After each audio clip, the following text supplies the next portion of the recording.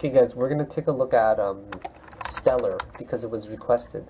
But first of all, we're going to take a look at Bitcoin because Bitcoin is the leader of the pack. Whatever Bitcoin does, everyone else kind of does the same thing. So what Bitcoin did was a wave down here to make A, and then everyone probably thought, oh yeah, it's done right there. Or they probably thought, oh yeah, that's A, B, and C right here, it's done. Oh yeah, everyone's probably super duper happy about that. And then it's going to break out the 25K. Nah, it didn't do that, guys. After a major run up, it always looks for a consolidation. Okay, kind of like that. Whoops. It always looks for a consolidation pattern. Something like that, right? Or a channel, or a wedge, or something like that. So Bitcoin that is doing something like that. Now Stellar is, of course, falling behind, right? A lot of coins are, I'm going to look at the USD Tether equivalent one, a dollar equivalent one. So this one is falling behind a little bit. So here is wave 1, the beginning of time. And wave 2 corrects to, you know, all the way to somewhere down to over here. Wave 1. Somewhere over here. And then wave 3 is obviously there. 4 and 5. So we see 5 beautiful waves going up. And then next, what we see is a beautiful retracement with a nice buy zone right in the 0.5 to the 618 region. Now, a lot of people are probably thinking, oh yeah, it's going to go up. This made an ABC on the daily, you know, it's going to go up. But ask yourself, if Bitcoin, the top dog, has to consolidate in this kind of pattern right now, this is the hot pattern right now, if you guys don't know, okay? This is the hot pattern. Do you guys want to see something just crazy? Let me show you guys something that's gonna. You guys want to know what the hot pattern was in October and November? I remember it. When you find similarities in charts, it just blows your mind. Okay, guys, this was the Omizi Go chart that I drew. Okay, that was kind of in a wedge. Do you want to see Ethereum? Oh, I still have it there. Remember, where's bitfinex? Here's the Ethereum one. I had it back there from last time. So here's the Ethereum one where it was making like a wedge as well, right? This one was a symmetrical one. That was the buy zone one that I called out. Here's, you know, Litecoin after every major consolidation as well. So what you guys want to do is you want to look for right here where I suggested for the buy zone consolidation, right? You know, here's ETP as well. ETP made a beautiful one, right in here at first. Like right around in here, we're waiting for it to break out, right? It was making like a wedge slash more like a channel. I'm just referring to the wedge itself. When I refer to wedge, I'm talking about like a falling wedge. This is not considered a falling wedge because those are circumstantial depending on the situation, depending on the wave count that you're in, right? But it's making like a channel here and then it broke out. So that was the hot pattern to be playing. Actually it might even been even this one right here that I was referring to, that I wanted to refer to. That was a hot one right there, okay, where it was just compressing and getting ready for a breakout there. So that was the flavor of November and early December. And now we are in the flavor of a wedge because Bitcoin is singing the tune of wedging right now. And what Bitcoin does, once again, every other one does, right? So now, people are probably thinking that it's ABC like that. But I'm going to show you guys a quick wave count here that will disprove it, okay? We're going to count it like this. Wave 3 is often the longest, but never the shortest. So we want to confirm, hey, how long is wave 3 in relation to the other ones? Just by referring to wave 1 first. We see that wave 3 is indeed shorter because it falls short of the 1-to-1 ratio of wave 1. But what we do actually see is wave 4 ends here. And we can confirm that wave 4 ends here because we're getting a series of higher highs. And this right here, right? This right here is higher than the wave 4 count so far. And what will actually confirm an uptrend is when we get a higher low. And that's going to be very important. A higher low, okay? So if this one retraces to a respectable 0.5 to like 6, you know, any retracement that's higher than all the way back to 0, right? Then we know for a fact that that's going to be the start of an uptrend. So a lot of people are probably waiting for a retracement right here, to see what happens in this retracement level. So now if it falls somewhere between right here, guys, if it falls, so, you know, somewhere in there, that's not below the point of right here, the point of the 3.9 range, right, then we can count that as a solid support. And since we can assume that for now, right, since we can assume that absolutely for now, we can draw a trend line here as a support, right? Yeah, we can draw a trend line here as a support. And if you guys have noticed, this actually acts as a very strong support as well here. Let's hope that doesn't fall to these regions. Okay, let's hope it doesn't actually require this at all. But this one is set to reach a pretty large number, right? If it does actually end up hitting in here, and it retraces for a long time and low, then we would and it finds support along this support line right there, then we would actually get this type of pattern right here that we would count as valid. And this one here is an expanding diagonal, and these ones are very profitable. We've seen it on Bitcoin many times. We've seen it on Dash very recently as well. We've seen it on Neo as well. We've seen it on EOS, on IOTA as well. Lots of different candles. So if right now though, well, the only one that we have to work with is this major wick counting as a support first, right? So we're just thinking of different possible scenarios of what can happen. So what we see right now is kind of a channel that's forming almost, right? From the beginning of that wave right here, we're starting to see kind of a channel, no doubt about it. So that's what we have to work with right now, okay? We're going to assume that long term, this is going to make a channel. And a channel is great as well, right?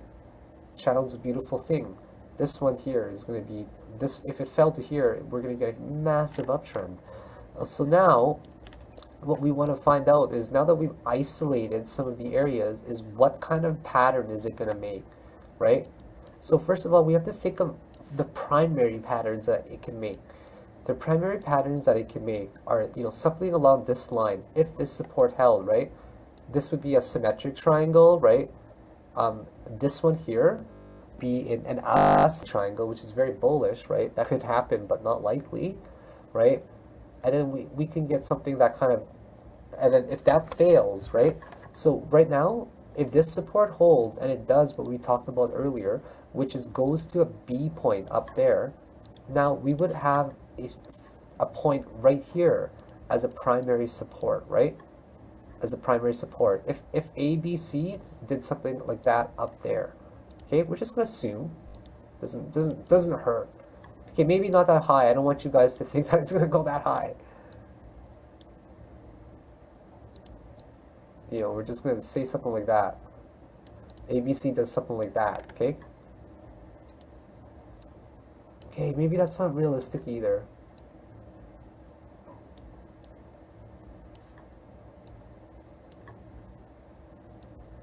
I'm just not giving myself enough room. Okay, we're just gonna hypothetical. This hypothetical, this is not the actual place I'm guessing. And that's gonna do an ABC up there against the counter trend. Because this right here was A, this is doing a B, right? And C can come in many different ways, right? C can come in a zigzag like that, or ABC, just like that. It can come in a double bottom that you guys see often. And then if it comes like this for C, it ends up wedging into this shape right here.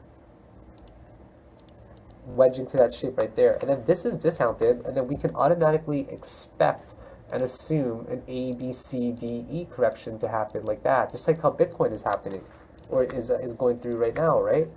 So now that we're gonna wonder where this is, we're later gonna be guessing, is it gonna make an A, B, C, D, E type pattern right here? Is it gonna do that, okay? Right? If it does that, awesome. But if it doesn't, then this right here will end up being a zigzag like this. So it will end up being a zigzag like that. So it's A there, and then if it breaks through here, right, this support line ends up being a zigzag, and it could end up being a double bottom, That's the first one that it could create, right? And then if it's double bottom like that, then it would end up becoming this shape right there, a descending triangle, right? A descending triangle. And then if it ends up actually doing like a one-to-one zigzag instead, it might actually end up even falling down to here. And then now what we end up getting is a different shape, which you guys are probably familiar with. A flag, right? A flag pattern like that.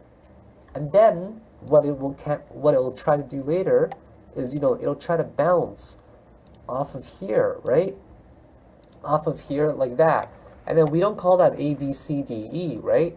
And then it attempts to go somewhere, and if it fails, right, it'll usually fail at the support right here, right there. And then if it fails, it actually ends up making another run down like that, okay?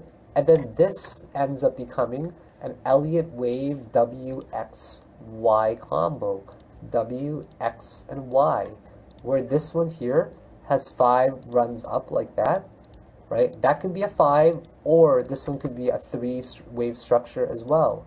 A 3-wave structure just like that. And then coming down, we now have another ABC, which could be in the form of a 3-3-5 or a 5-3-5. And then now this is a double Elliott wave combo. And now, let's say again, guys, it attempts to break out, but it doesn't actually break out into an impulse. Guess what we get? We get this tool here called a triple Elliott wave combo. And the triple Elliott wave combo, I'm just going to give you guys an example of some crazy corrections. So that's WX there, and it makes another X point there, and then it makes another Z point somewhere down there. So it attempts to break out of Y position here, and then it makes another ABC type correction here for a super extended one. So these scenarios are possible. I've seen it on ETP before. Okay, guys, I've seen it once in 6 months. It does not happen often, but I want to give you guys the type of scenarios that can happen. So if people are actually thinking right now, if they're actually thinking that it's just gonna bust out of here right now, right? They are definitely gonna be like, and it doesn't get higher than they expected. They're just gonna end up being disappointed right now. So these are all the possible variations right now. The first step right now, one step at a time, guys, is to establish where this is going to land up, and where the next is. Is the next one going to be a lower low or a lower high? Okay. Sorry, is it going to be a lower low or is it going to be a higher low, is what I meant to say. And once we figure that out, we establish the support line, right? We establish the support line. And all that we got to do is just zoom into a closer time frame right now. See right here, right? We're going to see if this actually forms 5 waves going up. 1, 2, 3, and this is the corrective one, and 5, right? We're going to see if these form properly and get a series of higher highs. And then if it does, and it doesn't retrace lower than this territory, boom, we're now got liftoff. But you guys need to take a look at it. It is 100% trying right now. This is just on the subwave 4 correction. You guys take a look on the 2-hour chart right here. It's bullishly diverging. You guys take a look on the 4-hour chart. It's about to cross over. Not quite. It's going to curve a tiny bit more and cross over fully, but it's definitely there on the table. You look on the daily chart as well. It's getting a hammer, right? It's getting a doji right now. The doji is, a dragonfly doji is pretty strong signal for a reversal, right? You guys look on the 1-hour chart as well, and the 1-hour chart just looks like it's doing a very normal correction, or not correction, impulse move up. 1 with 2 with 3 beautiful ones, with 4 with a 5 going up like that. Okay, so that could be the first impulse. That this right here could be very well the first wave of the first impulse wave going up, right? To B. So B, I assure you that we're not gonna beat that higher high right now, guys. That we're doing something like this right now. We're trying to figure out if this is gonna get the start of wave 1 here or what, right? So here, this is what I'm trying to draw for you guys. This is doing wave 1, 2, this is 3, 4, and 5, right? Right here. And then it does an A, B, C type of correction right there, right? And then it does basically an identical, like we're just going to, for simplicity's sake, assume that it's going to be a very similar one. Like, so it's going to do like, you know, 5 waves, something like that as well, right? Then you're going to have your B structure up here somewhere. So right now, I don't know where it's going to go to, but if you guys were to actually play a position, right, make sure you're timing it on the bottom of this third subwave, because there's still one more subwave to go, but the best one would join in on would probably be the bottom of even C right there. I'm no financial advisor, though, keep in mind, guys. Or if you guys don't care about waiting too much, you can just, whatever, you know, it's up to you guys. But the point is, even assuming a normal Fibonacci level right here, a normal, even a dead cat bounce, okay? Even at a dead cat bounce, where B ends at, say, like that's so unlikely, the 382 range. Like, you guys, like, shoot for 0.5 or something, a little bit lower than 0.5, 16% gain. Like, it's just not worth the risk to reward right now to honestly go into it until you get 100% confirmation, right? That it's an uptrend. And then if it is, you can shoot for like even a 618 fib level, right? And you can set your stop right here and get a nice 1-to-1 risk to reward ratio for a 32% gain possibility. So this is what we're waiting for right here. It is in consolidation mode, okay? It is in consolidation mode, and who knows where it's going to land. That's the absolute truth, right? All we need to do, though, is wait, guys. And this is the best part of this video, okay? Regardless of what happens, this is one to add to your tracker, okay? It's one to add to your tracker because it's going to consolidate, and just based on the strength of everything that we have seen, guys, right? Based on the strength of everything that we have seen, which I will remove all objects here, we just basically assume that the next wave here, the third primary wave, is going to be stronger than the first one because it's often the longest and never the shortest. And when we assume something simple like that, what we actually see from a 1-to-1 ratio alone is that we're going to assume for the highest possible one, okay? The highest possible one, absolute highest possible on the 5th subwave for all of it, okay? We're going to assume a very bull market. And I will even call it right now and say that I'm going to guess between $1.75 and $2. That's my guess, $2. Actually, $1.98. $1.98, that's right. That's my guess right now, between $1.75 and $1.98. So guys, this is one to add to your tracker there, okay? One to add to your tracker to see how this consolidation is going. As you guys can see, we broke out of this channel already, right? We broke out of this channel that was forming down here. That's also another way to confirm that it is indeed the beginning of the ABC structure first. A, B, and wherever C is. And once again, if it ends up here like that, right, this would be really nice because then we end up getting like a wedge shape, something like that, right? If B ends up being like that. And then we can easily draw an A, B, C, D, E pattern in here by using this part right here as a support line. So those are my thoughts, guys. My thoughts is that it's going to hit $1.75 to $1.90 after this consolidation period.